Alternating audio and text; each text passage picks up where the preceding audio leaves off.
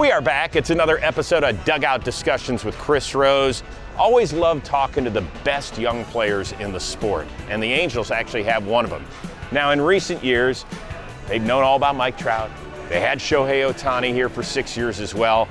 Well, the kid that mans that position out there at shortstop, he is well on his way. We catch up with Zach Neto. This is a big night in a young man's life, isn't it? How'd they do on the bobblehead? I think they did great. I mean, first of all, they got all the tattoos right, which is pretty impressive. Eye black, everything else came out awesome. I mean, it's a pretty cool bobblehead, and it's like how Trout said, you know, there's a nice little area to sign right there on the grass, so I think it came out good. How many do you think you got to get for the family? Tell me, at least 100, at least. Probably, yeah. Yeah, at least, you know, minimum 100. My mom and dad have been already telling me every day, hey, we need at least 100 of these. So. Well, see, I'm gonna guess that you weren't in the minor leagues long enough to get one, right? So I had one in Rocket City in AA, and I got called up before I was even able to see it. So. Do we know where it is? Did you ever? I got some from AA when they came out, but I wasn't actually able to play on that day. So. It was okay, you know? Well, I think it's better that you get called up than to have a AA I'm not bobblehead. Yeah. So you were the first guy from that 2022 class to get called up. Yep. But it's another thing to have less than 50 minor league games before you get the call to the show. Did it ever feel like it was, whoa, this is moving a little fast? I thought at first it was a little crazy how it all happened. But knowing the hard work and dedication I have for this game, and you know how I was playing at the time, and just you know how fun the game was for me, I think it was a no-brainer. I thought I left a pretty good impression that my first spring training, and being sent down to the minor leagues, I kind of had a little bitter taste in my mouth, and you know just wanted to come out swinging from the start once the AA season started, and I did that, and you know, within I think it was 6 or 7 games in that season, I was already called up to the big leagues. So wait a second, you thought you should have broken camp with the team? I don't think I should have broken the team with camp, but I thought I left a pretty good impression to where, okay, there's a case for maybe if I could have broke the team in camp, maybe, but you know, it's just like unless I get to where I want to be, I'm always pushing and working my hardest to get there. So, you know, you go to essentially, let's call it a mid-major, right? Campbell. Go Camels, by the way. That's right. By the way, how awesome is their gear? It must be great. Oh, it's awesome. So unique, fighting camels. I mean, I don't think there's any other camel mascots out in the U.S. So do you look at people who have like little humps on their back a little bit different than the rest of us? Sympathize a little bit with them? No, but I got the camel on me, always. Oh, man. Camel always on my arm right here. I love that. Yep. Right there on South Beach. You never see that, huh? I mean, camel on South Beach? Yeah, that thing's running around rampant all the way to South Beach. Yeah, they got it on the bobblehead too. That was the first thing I said they needed to put on there. Was the camel? Was the camel on there. Good job, marketing department. So yeah, you go to essentially a mid-major. You end up being a first-round pick, and then all of a sudden, you not only get drafted to the Angels, you get drafted to a team with Mike Trout and Shohei Ohtani. You can tell me, even though you're a show big leaguer, like the first time you walk on the field and you see those two guys, where you're like, what the hell's going on here? Yeah, it was pretty crazy. My first spring training, I was able to see both of them. You know, Trout's lockers like right in front of mine, and then Shohei's is right at the end of the locker room. And it's just seeing those guys walk into the locker room, and it's like, okay, is this actually real? Like, you know, I know they're my teammates, but this is pretty sick. And it was just, you know, breaking the ice with the first conversation. You know, you don't want to be rude and you know, disrupt their time or whatever. And it's just being able to kind of break that ice and just get cool with them, and you know, just build a relationship. I think is what is the most important part. And you know, both of them have been pretty cool with me, and you know, I've just been doing a great job of just kind of like, you know, respecting their time just like they do with mine, and just being able to be a good teammate and good friend. Yeah, but what do you say to two of the biggest stars in the sport when you're just starting out? You're like, it's like hi, I'm Zach. Yeah, what do you do? I mean, it's like a kid at a candy store. Like, there's so many options, and you just don't know what to do. Like, do I want this? What you did? This? I honestly have no idea. I mean, it probably wasn't a lot of talking. It was just more waiting for somebody to say my name. It's like, oh yeah, that's me. You know, just. But they both knew who I was. I think it was pretty cool. And but yeah, it was definitely a cool one. See, this is the difference between you and me. If that had been me, I would have called my parents and been like, Mike Trout knows my name. Shohei said, hey, Chris, what's up? I would have been like, yeah. No doubt, no doubt. That's how I would have done Yes, it. sir. So you grew up in Miami. Yep. And you were a Marlins fan. Yep. Because that doesn't always happen down there, right? No doubt. So what was it that drew you to, because they weren't great when you were growing up. Yeah. I mean, they won it in '97 against my then Indians. Yeah. They won it in '03. You're too young for that stuff. Yeah. So what drew you? Honestly, I'm a big hometown guy. I love Miami football. I'm not a Dolphins fan, but I still, root for them. So you're a U guy? I'm a big U. It's like this, Chris. It's like this. Well, what did I do? This is Utah Utes right here. My bad. This is the U right Sorry. here. That's right. That's Sorry. right. I live maybe like 20 minutes from the stadium, so, I was always at those games.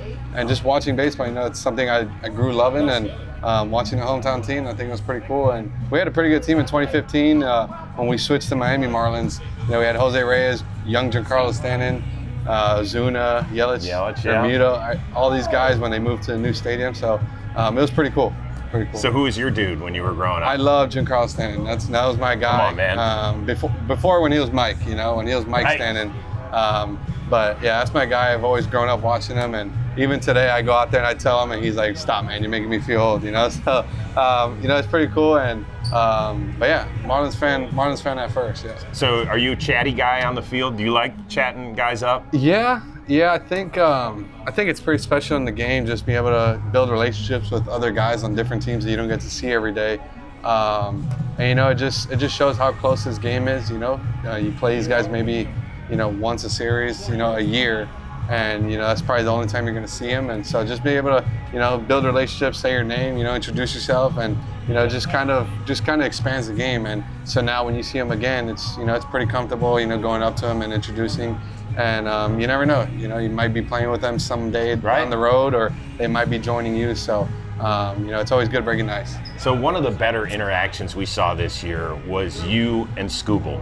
You took him deep, he punched you out, he kind of told you to go away, you barked back, but then he looked at you and he gave you one of these, like, my bad, bro. No. But I loved that interaction. I think we need more of that. It's okay to have fun, to show your personality, and you got him, he got you, you're both fired up afterward.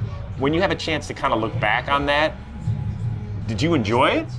I mean, I thought it was just the game, I got his best pitch, and I hit it pretty good, and he got me out with his best pitch. Yo, bro, you crushed it. Yeah, it's okay. Yeah, he got me with his best pitch. So, just two guys going at it, respectfully, and just I got nothing bad against him. Like, he's the best pitcher, one of the best pitchers in baseball, if not the best, and be able to get my best ace swing off of him and be able to hit a home run, I think it was pretty cool. And him punching me out, in a big situation like that, I know it fired him up because it got him out of the inning.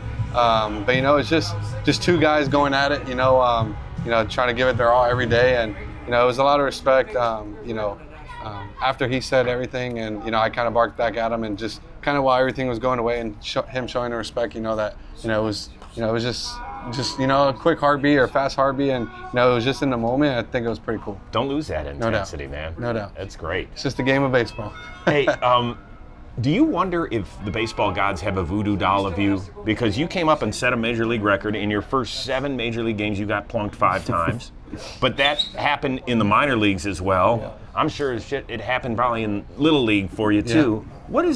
What's going on? So, in college, our head coach, he always told us, don't move at the plate. If it's a chance to get on first base, it's a chance to get on first base. Come on, coach. So, when we used to move out of the way in college, he used to just take us out of the game, or the next day at practice, we'll be working on hit by pitches.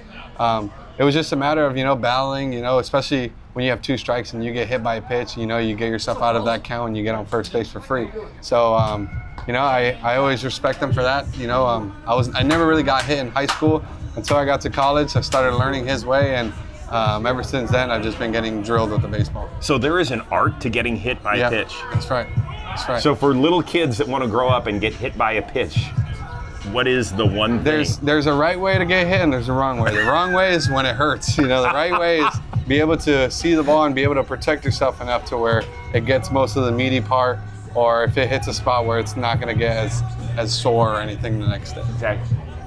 It sounds insane. It is, but it's pretty easy. It takes a while to get used to. I mean, we go home with bruises and stuff, but I mean, we're using plastic balls, right? When we practice in practice, but Thank God. in the game, it's just like, it just happens, and you're not worried about getting hit at that moment. You're just worried about you're actually rewarding yourself by getting on first base and now being able to steal a base or something. But it still takes a lot to want to stand in there against 96. But I tell you what, it gets a lot of respect in your dugout when you get plunked and you get on first base for that guy on deck to hit with you on base. I got it. You know what I'm saying? So you had a chance to meet our girl Swilly recently. Yep. And you told her about the celebration that you got from the wrestling world. Sure. Did I hear you tell her that you would watch every Monday and every Friday? Still do.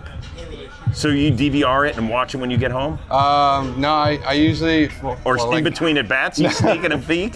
No, game days I'll usually record it and then watch it when I get home. Honestly, then moving to Netflix kind of helped me out. Yeah. So now, I can just watch it either on the road or whenever I finish my game. But I usually just record it whenever I can't watch it and I'm here working.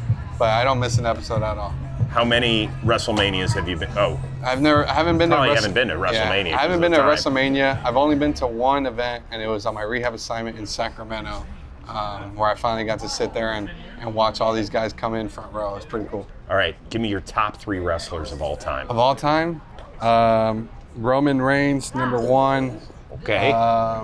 The Tribal Chief. I think Penta's up there, number 2. Okay. That's my guy. That is your guy. With all the hate that's going on right now, but he's still a legend, John Cena. Final tour, Yeah, what'd you think of it? I thought it was pretty insane. I didn't think it was gonna happen with him, but things happen for a reason, and I'm excited to see SummerSlam come up. So I'm gonna let you know, you're too young, but have you ever heard of the show American Gladiators? No. Okay, well, we're bringing it back. It started from 89 to 96. They brought it back with the Hulkster in like 2008, but it's a really fun show, and The Miz is the host of it. All right, and so I'm the guy that calls all the events, so I got to hang out with The Miz for almost a month doing our thing. That's sick. Yeah. Are you a Miz guy? Because he can go either way. He could be a baby face and he can be heel. I'm a big fan of The Miz. I like his work. I just like him as a person. He's an awesome guy. Especially when I don't know him in person, but just on TV you could tell he's a pretty cool dude. But when he's out there wrestling, are you for or against? You're not going to hurt his feelings because he likes it both ways. I won't even share with you which way he likes better. No, I'm not a fan. Oh. I'm not a fan. I'm not a fan. So you root against him when he's out there? He's always wrestling the guys I like, so I'm always rooting for the guys I like. How do we get you? You're not going to go to a WrestleMania until you're done playing. Yeah, we got to figure something out. Maybe a day off from spring training. That'll be nice. Ooh. Yeah. They gotta get it out in Arizona in March. Yep. Go to an event, go check it out. They'll get you backstage and everything. Yeah. You'd be like a kid in a candy store, wouldn't you? Oh my God, it'll be unbelievable. All right, last thing I heard is that you are an expert salsa dancer. True or false? I wouldn't say an expert, but I'm definitely an experienced one. So with a guy who's got 0 rhythm, or maybe even less than that, what is the key? Let's move it back. Just walk me through what is the key? I'm going to embarrass myself, but what is the key to salsa dancing? And Grapp, edit in a little salsa music for us. Thank you. All right. So there's the first thing I learned. I'm like you. I never learned how to dance salsa ever. Okay. I took classes, and the first thing my instructor told me was, there's no such thing as 2 left feet. When you dance, you feel like you have 2 left feet, but there isn't. Okay. So, at first you're just gonna go left foot forward. Yeah. Right foot back. Okay. And then you're gonna go right foot forward, left foot back, and all that mixing in your hips. So it takes a little bit to get used to, but it should look like this. These hips don't swivel real well. I gotta be honest with you. It should look like this right here. Let's see. Like You know, you're just getting a little hip movement, and while you're moving, especially with the Oh, you're twisting too. While you're dancing with the lady, you're moving around the whole floor while doing the same thing. So I've been married almost 28 years. So Michelle, if you want to learn how to salsa dance, we can hire Mr. Neto. He will be our tutor, and we will get it done. That's right. Is that it? Shout out to Mike from Dame Salsa for teaching me the ways. That a way. How long did it take you? It took me maybe 3 months to learn and be pretty good at it to hold my own. So, That's nice. That's right. You're the man. Appreciate it. Thank you. And next time I see you, I'm going to have that salsa down. That's right. Thank you. Did you see how reluctant I was to shake it a little bit? Left foot back, forward, right, back. See, I got a lot of learning to do. Don't worry, Michelle. I promise that by the end of the season, I still will not have learned how to salsa. But maybe you can educate me, because it's time for another edition of Questions with the Queen.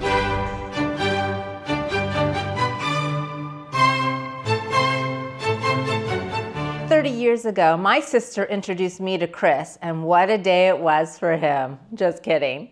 How did you meet your significant other? Well, it's actually a pretty good story. It's my best friend's from college sister, and long story short, you know, him and I became friends in college, and he invited me to go deer hunting down at his place one time. I'm like, yeah, sure. Knew nothing about his family, and go to walk up the back steps. He like turns around, looks down on me, points in my face, is like, my sister's off limits. And I'm like, yeah, dude, of course. And in my mind, I'm like, uh-oh. And I walk in the door, and I'm like, oh, shit. That's an interesting story because so my shoulder was hurting, and I got to meet her while I was playing in Venezuela during the Winter Bowl. She was on the stands, and then I got to see her. Then I started messaging her long time ago. This happened in 2011, I think. So I found out that her dad was a doctor, and he was the one who can actually help me with my shoulder. So I asked her and trying to take it on a date. But before that, I wanted to see her dad, and that's how everything started. So playing baseball in Winter Bowl in Venezuela. So that's how I met Mariana. How did that conversation go with him? And you're like, remember about that off limits thing? Dude, I don't know. It went from being a joke about me and her being a thing to then all of a sudden it was real, and I don't exactly remember. It was a long time ago now. So hold on. If you don't hurt your shoulder, it's possible you two aren't married today? Maybe, yes. Oh my because gosh. that was my way to kind of like getting to know her a little bit more, taking into a date, and because I didn't want to play the card of like, okay, hang out with me because I'm a baseball player or whatnot. So I felt like that was the perfect excuse for me to approach my wife right now, that it was my friend at the time. So it was baseball helped me in all fashions and ways, for sure.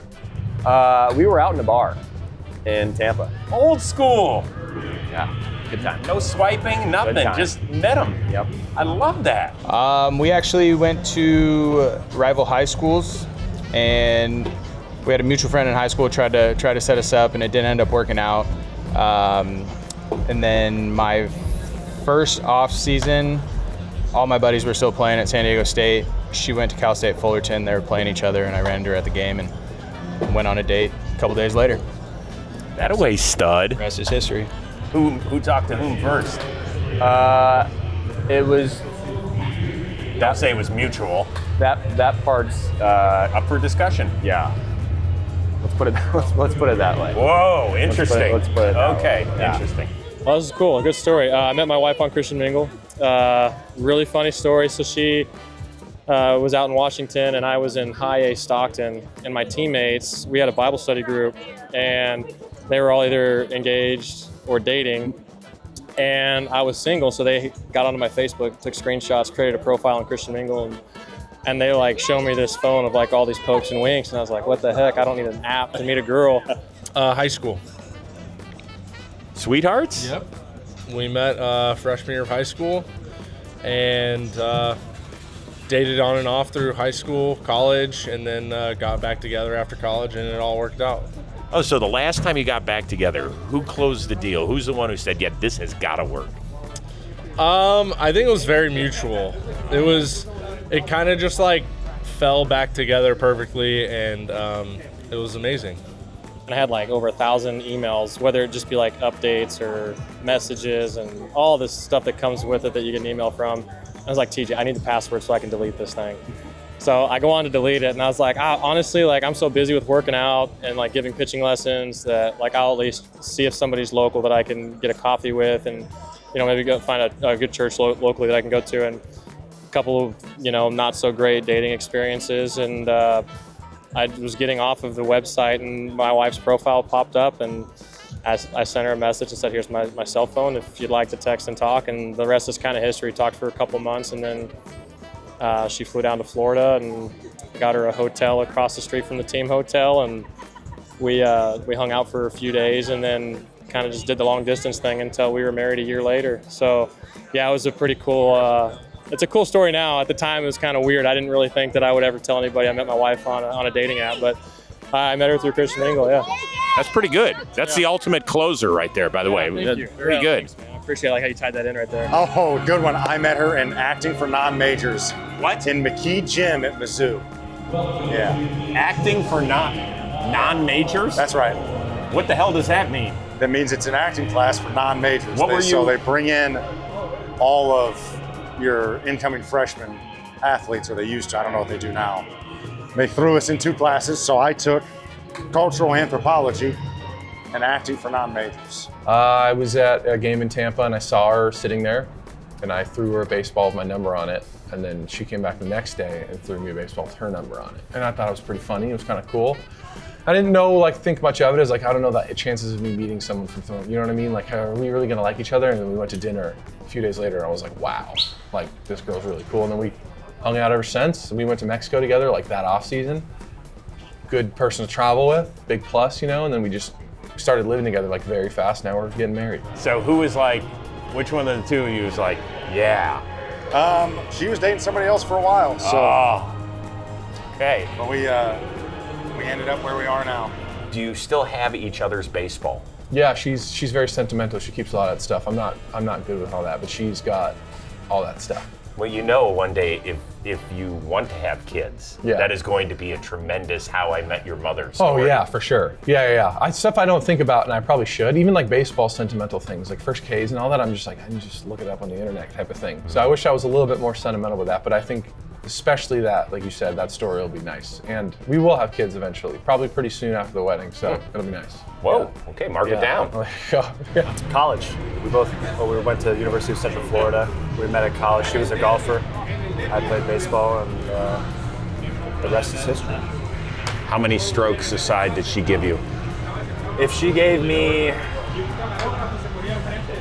8 or 9 aside, I probably still wouldn't have a chance. Wow. Yeah, she's pretty good. So she had a class in the same building, in the same classroom as me right before. So for a full semester, we were walking by each other. And I noticed her, so I don't know if she noticed me. I don't know what that was, but I reached out to her, and then the rest is history. College, Butler. She's a Butler grad as well. Go Bulldogs. She was ballerina. She was ballerina? Ballerina, yeah. Who noticed whom first? I did. Me first, of course. Homecoming, my sophomore year of college. That's where it all started. Tailgating for one of the football games. What was the class? I don't know what class she was in, but for me, I think it was, oh my goodness. I remember the building. It was a big auditorium classroom. I think it was something to do with my major because it was later, so I was doing all my minors or my major specific classes, so I had to do something with business, but I can't remember specifically what it was. It was probably accounting 401. Does that sound right? I actually did really good in accounting. Yeah, that away. Good. See, baseball, you'll need to know that. Well, hopefully other people know more about that than me. I'll let them handle that kind of stuff. Every new couple meets on social media. Did you really? I saw her in a movie, and I was like, ooh, who is that? I want to marry her. And I creeped and I creeped and I creeped until I found her on Twitter, and You slid into her DM? I slid right in. I was like, hey, fellow Puerto Rican here. I know it's a smaller role, but I just want to say you did a great job. Puerto Ricans got to support each other. How long before she responded? She responded relatively quickly, like an hour later. But she had me on the friend zone for about 6 months until she finally asked me out. Worked out great. Till she asked you out. She asked me out. That's how it works. Oh man, we met in high school. Yeah, going into high school. So we never dated in high school. We were just kind of like friends, and we talked to each other like very few like times. But she definitely stood out to me, and I was always like curious about her and wanted to get to know her, but I was just too nervous. What was the deal? Oh man, I gave her a call. I got drafted. I played my one season after that draft, and then went to a off-season camp back in Fort Myers, and I just couldn't stop thinking about her, so gave her a call. Okay. Do you still have the original message? Probably not. I mean, I would have to look. I mean, I'm sure on Twitter it's around, but that'd be a cute way to, show your daughter when this is how it all started. Yeah, I don't encourage it, but this is how it started. That's pretty good.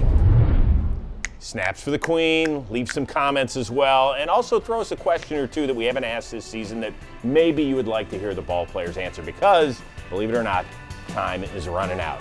Next week, we're going to catch up with the St. Louis Cardinals. We will see you then here on Dugout Discussions with Chris Rose.